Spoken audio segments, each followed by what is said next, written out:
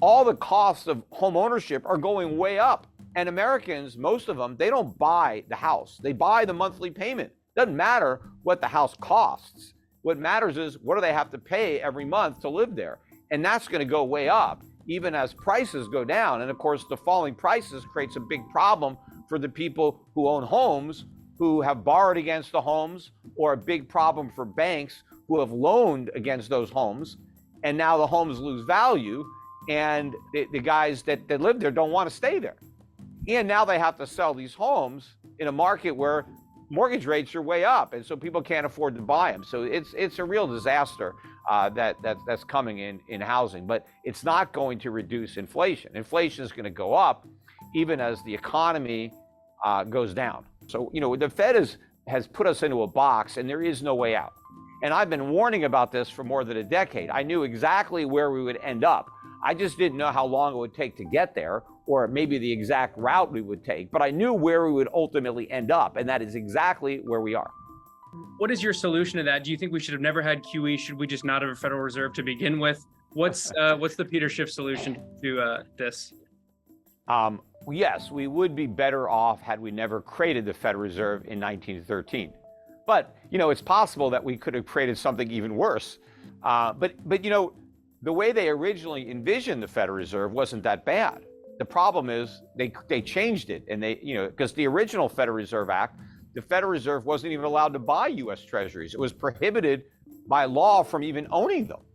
And of course, the original Federal Reserve notes were backed by gold, 40% gold, 100% commercial paper. And the mission of the Federal Reserve was to have an elastic money supply. And what that meant was when the economy expanded, they would expand the money supply along with the economy. But then when the economy contracted, they were supposed to contract the money supply. But we don't do that. We do the opposite of that. What the Fed does now is when the economy is strong, they expand the money supply. And then when it's weak, they expand it faster. Right? So it's not elastic. When that switch occurred, when did we start doing the exact opposite of the initial, I don't know exactly, but certainly probably during the Depression, everything started, with Roosevelt in the 30s, and then really kicked into gear in the 60s with the Great Society programs, and the War on Poverty, and the Vietnam War, and that's why we had the big outburst of price inflation, in the 1970s, and it's going to be worse now. In fact, I think the last year or two was already worse than the worst of the 1970s, because when they go back and say, hey, inflation was 10, 11, 12% in the 70s, and it's only 7, 8% now, that's apples to oranges, because the CPIs are different. If you took the 1970 CPI and you used it to calculate the CPI today, you had the same metrics, we would have had 15 to 20% inflation last couple of years, much higher. Or if you took our CPI and brought it back and redid the 70s numbers using the CPI of today, they would have had inflation maybe no higher than 6, 7%, something like that. So we're already worse, but we're just getting started. And you remember, the way they were able to bring that inflation to an end was Paul Volcker in 1980, who allowed real interest rates to get to a positive 6 or 7%. The highest inflation got was 1981 at 13.5 by CPI, and we had interest rates at 20. We're nowhere near there. We're still got interest rates half the inflation rate. And where's the cuts to government spending? You're not going to rein in inflation without getting to the source of inflation, which is government deficit spending. We just passed this omnibus Freudian slip, omnibus spending bill. That's all financed by inflation. You can't fight inflation and create inflation at the same time. So I don't see any end in sight to the inflation spiral that's only now just getting started. And that's why it's so important that people act to protect themselves, because the vast majority of people are going to get eviscerated by what really amounts to a tax. This is how the government is paying for all the programs, all the spending. We're not getting anything for free from government. Everything government gives you costs money. And the way most people are going to pay for the cost of government is through higher prices. And we've only seen the beginning of the price increases that are coming. So you mentioned the importance of fiscal spending there, and the Great Society, LBJ's big welfare push being partly to blame for the inflation, and then Reagan's welfare cuts helping to rein it in. So let's say Jerome Powell, holds true and keeps raising interest rates, but then President Biden, continues various stimulus programs, unemployment, welfare things.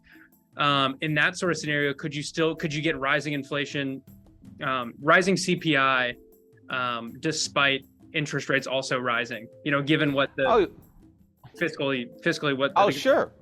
Again, remember, interest rates are another price too. I mean, if I'm a business, I've got raw material costs, I got labor costs, I got rent, and I got interest if I've borrowed money. And as my interest rates are going up, I mean, that's another cost that I'm going to look to pass on to my customers through higher prices. So all else being equal, rising interest rates are adding to the inflation problem. The way rising interest rates are supposed to slow inflation is by slowing spending and increasing savings. That's what has to happen. But that hasn't happened. If you look at consumer consumption patterns, they're spending like crazy. The savings rate is near an all-time record low. It has collapsed. And credit card debt, mortgage debt, auto debt, student, all-time record high. So the rising rates have done nothing to alter consumer behavior. And so they're going to do nothing to bring down inflation. The only thing that's happened is we've had a pullback in commodity prices, oil prices, other things that moved up the most, the quickest, they've pulled back. And so that's creating some hope that maybe we've seen the worst of the inflation and now it's coming back down. But no, those prices are going to consolidate and hit new highs, probably even this year. And the other thing that's causing some hope is that real estate prices are finally coming down. But that doesn't matter, right? Real estate prices are not even part of the CPI. What's part of the CPI? Owner's equivalent rent. So, and that still has a long way to go up. But the other factors that are there, utilities are in there, insurance is in there, maintenance costs are in there. All those things are going to go up. So even if the price of a house goes down, let's say a house that was $400,000 comes down to $300,000. It's actually going to be more expensive to buy the $300,000 house than it was to buy a $400,000 house a couple of years ago, because the mortgage rate is much higher, your insurance cost is much higher, your maintenance, your property tax. I mean, all the costs of home ownership are going way up. And Americans, most of them, they don't buy the house. They buy the monthly payment. Doesn't matter what the house costs.